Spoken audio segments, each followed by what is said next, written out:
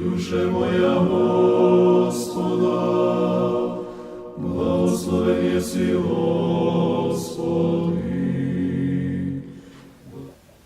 To help focus our thinking in this way, I found it very useful to use a phrase I have found in the scholarly writings of Father Andrew Lauf, particularly his monograph on St. John of Damascus, someone I'll be coming back to several times in the course of these reflections.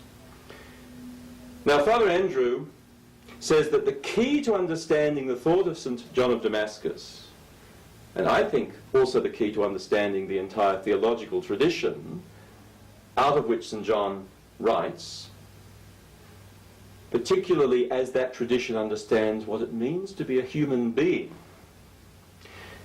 A key to understanding this way of thinking is the phrase integrity of the natural, which is a fancy way of saying that we are by nature made to be divine. We are by nature made wholly, integrally ready for theosis, for divinization. I'll argue that this idea of natural integrity, the integrity of the natural, runs like a seam through the bedrock of Eastern Christian theology, and that therefore the phrase sins voluntary and involuntary is kind of a mineral trace that reveals the ore present in this seam.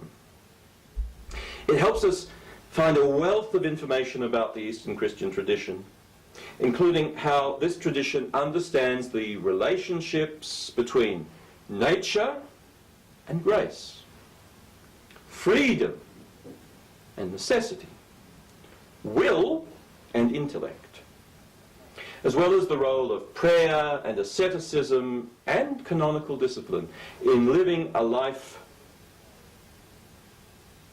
in accordance with this distinctive moral and spiritual vision. Благослови